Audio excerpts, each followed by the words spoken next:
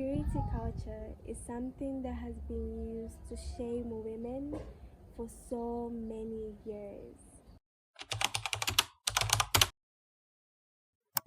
I was watching a video about this the other day, and it showed how so many cultures, so many religions put this purity culture, especially on women, as a tool to control them, as a tool to kind of profit off of them. And even for those women who have escaped the shackles of purity culture, the the post-traumatic experience they have with it is something so deep that it takes years for them to navigate, and for some they never even get to fully crack it. I feel like I'm still experiencing the trauma that has come with beauty culture. It has been a hell of a ride trying to figure it out and break away from this detrimental cycle. I was raised in a Christian household, in an African household. From a really young age, I am someone who's always been very sensual, and that's something that was very demonized even as a kid for me. So it's something that I hid, and I felt like this is a part of me that made me sinful, that made me dirty, that made me impure. I remember my first experience with sensuality was when I think I was like 13 years old.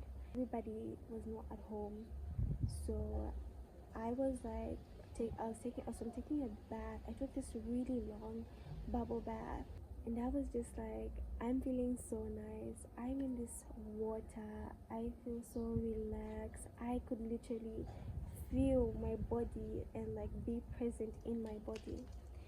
After the bubble bath, I was just like, fuck clothing, fuck clothing. I was, you know, oiling my body, and I switched on the TV, and there was Beyonce playing. Like they were just like binging Beyonce songs, and I was just like, I'm gonna dance. And I can't really remember the song that they put, but they put several of her songs that were very like sensual, like we just like get you wet. And I was just like, okay, and I'm like trying to dance, and I'm just like feeling my body. And I can't lie, like that was one of the best experiences that I've ever had. I just felt so free. I felt so beautiful and powerful, and I just felt all these things. And that was coincidentally also the day that I first got introduced to like pleasuring myself. Yeah, and it was such an amazing feeling. And honestly, I'm glad that that was the introduction I had to a more sensual way of being.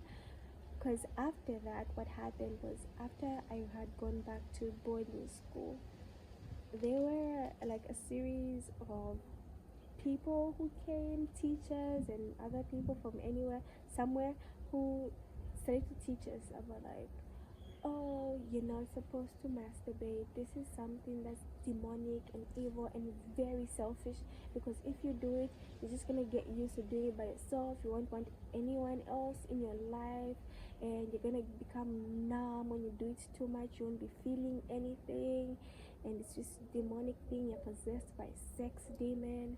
And people were just saying all these things, and others came to teach about virginity and how it lowers your worth as a woman. And at that time, I was so scared, because I'm like, okay, I don't want to be sinful. I don't want my value to go low. I don't want to be seen. I don't want to have a sex demon within me, so I'm just not gonna do it. But repressing that side of me was one of the worst things ever, because I feel like it really did make me depressed. And but then it didn't stop me from ever feeling like it wouldn't stop the feelings from coming up again, and for me, like touching myself and stuff like that. But every time I would do it, I would feel so ashamed. I would feel so like, oh my god, why can't I stop? I'm such a monstrous beast. Like I have a sex demon, which is very crazy because I was literally a teenager and going through hormonal changes, and like that's just something that's so normal. But it's within those little things that happen that for other people were not impactful, but those are something that has been so deeply embedded in my brain, where I viewed sex as something sinful and something like dirty, and that would inherently make my worth as a person, as a woman, go down. And to add on top of that, I never really got like an expansive like the talk after I came into puberty. My mom did teach me, but it came from more of like an intellectual point of view. She's a teacher, and she had gone for like this HIV workshop, so she was coming home and teaching me like, oh, how do you get HIV? And I was like answering like, oh, it is through unprotected sex. It's put through to this and that and that. And she's like, yeah. So how do you like protect yourself? And it's like, oh, through abstinence. But why do people have sex or peer pressure?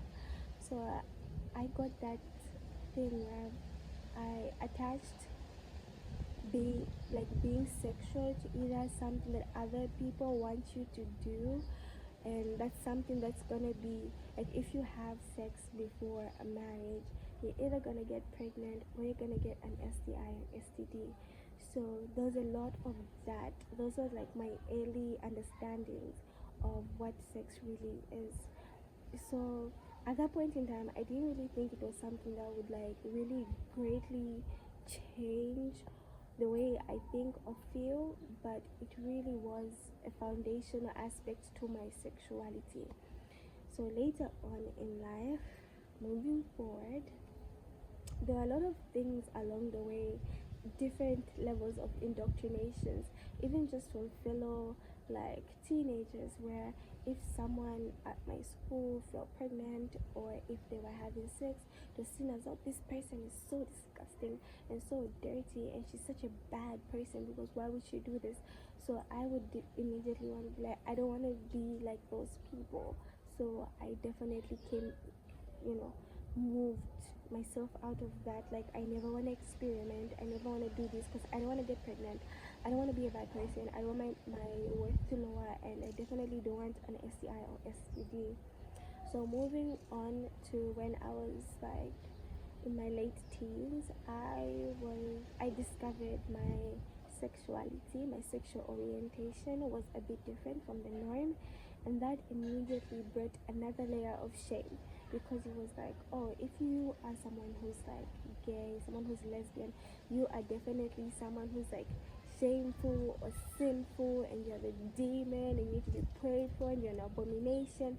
So all those things stacked up, and completely put me under this bubble of like sexual shame that I didn't even know the impact of it at that time. Well, I knew some of it, but not to the level that I know it now.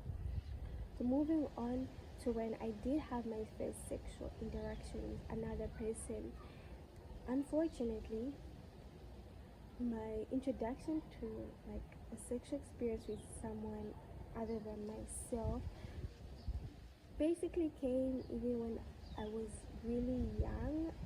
So that was also another layer, because it was like sexual abuse at a really young age. But moving on to my late teens, when I did have that experience again, unfortunately it was also not consensual.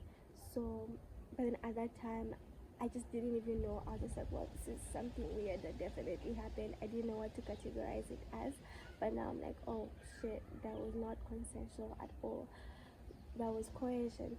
And I just felt like I am this beast, right? Who's like so sexually too much, where I'm tempting other people to do these bad things to me. And even when I'm on my own, I'm feeling all these feelings and I just want to like to shut them off. It really sent me into a spiral. And later on, I think like a year after that experience in my late teens, I decided to engage in sexual acts on a more like someone who I really like consensually this time. And you know, I was in my sexuality, so I did that, and it was great, I can't lie. But at the same time, it felt so shameful because again, I began to now, those things that were taught to me when I was younger started to replay in my head. You're deviant, this is disgusting, your value has gone down, you're a sinner, you're dirty now. So it literally made me shut down in the moment. My body was never able to feel present. Whether I'm alone, whether with someone else, I could never get myself to be present in the moment. And that's something that's so detrimental. Trust me, it's so detrimental. And years down the line, I did, you know, explore my sexuality and have sex with other people, but it was always the same thing. Like, I could never really get my body to fully be there, my mind to fully be there, and it ended up leading to conditions such as vaginismus. And that's something like I have really struggled with for a really long time. And when I was trying to do some research on like what's going on in my body, like this is what I'm experiencing, this is what's going on. And it was the internet basically was telling me like, oh, that can't be possible, that's something that only happens to women who are either like menopausal or like women. It's just okay. It's just basically telling me it's for women who are menopausal or have some other issues, very like, yeah, serious issues. And I was so scared. I was so scared. I was like, I'm so dysfunctioned sexually. I felt so broken. And it took me some time to be able to find like a really good gynecologist who could just like hear me out with what I was saying. And they did run some tests on me just to clear out that it's not anything else. And luckily it wasn't anything else. I was just trying to figure out like, why do I have this condition, like why me? And when I did my research, it just, I saw a pattern of women who grew up in these hyper religious or conservative communities and societies where they attach sex with something shameful and something disgusting and something inherently wrong, that even when their mind or their consciousness was like, okay, yeah, I'm ready to engage in this, I'm ready, like it's okay for me to engage in this, subconsciously our mind still believes like this is something inherently wrong, this is something inherently bad. And it has been one of like my biggest struggles with my like sexual nature. So I'm back much later. I have a jersey on. The sky has drastically changed and my phone died. So I just wanted to close off the video to say that because of the traumatic experiences I have faced sexually and all the indoctrination I got from religion and the society at large, it has made it so difficult for me to heal from this purity culture that has been forced on us women. But I will say that I am healing.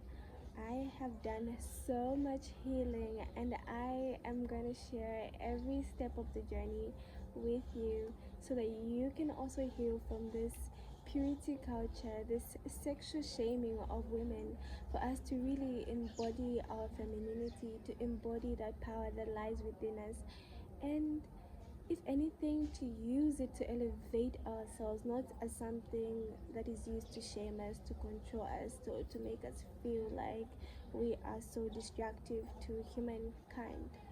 Even if purity culture is something that has been used to control women and benefit off of women for such a long time, it's important for us women or people living with vulvas to just reclaim that for ourselves, and find spaces where we are able to safely share our stories, you know, share our stories, share experiences, and share in ways that we have managed to heal that or are healing that for other people to also use on their personal journeys. I am sharing this very deep and personal um, experiences I have faced in my life, mainly because I want to reclaim that I do not want my story or my experiences to ever be something that someone uses to shame me or to control me. I take ownership, I reclaim those experiences, and I'm learning to heal from them. And I hope that whatever you may be going through or you have gone through, even if you're not able to share it out into the world, you are able to reclaim that and not see it as something shameful, and eventually it will lead to you healing from that. Thank you for watching my video, and I hope to see you next time.